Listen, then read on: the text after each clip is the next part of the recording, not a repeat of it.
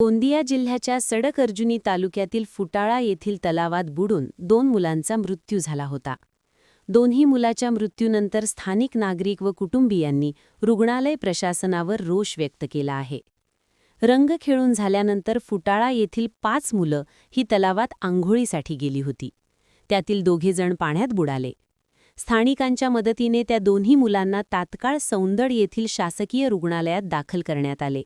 मात्र तिथं वेळेवर ऑक्सिजन सिलेंडर नसल्याने त्यांना भंडारा रेफर करावा लागला आणि वाटेतच या दोघांचा मृत्यू झाला.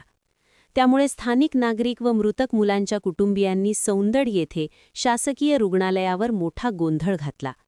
तेथील डॉक्टरांचे निलंबन करण्यात यावे अशी मागणी जमावाने लावून धरली होती.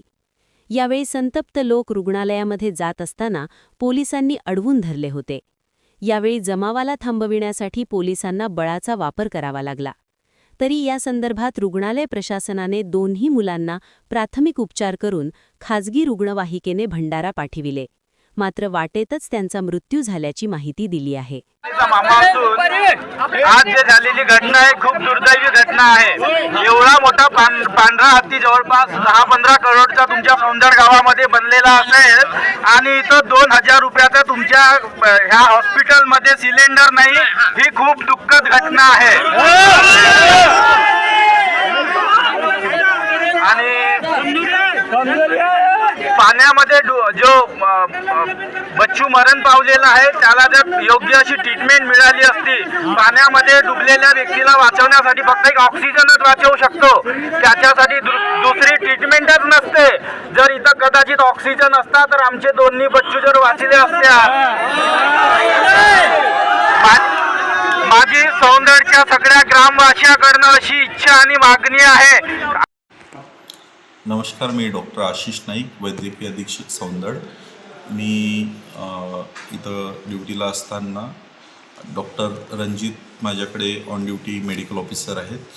सकाळी 11 वाजताच्या सुमारास 2 मुलं सौंदडच्या तळ्यामध्ये बुडाले असं कळालं.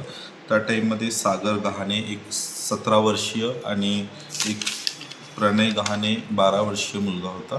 दोन्ही कोमॅटोस कंडिशनमध्ये आले होते.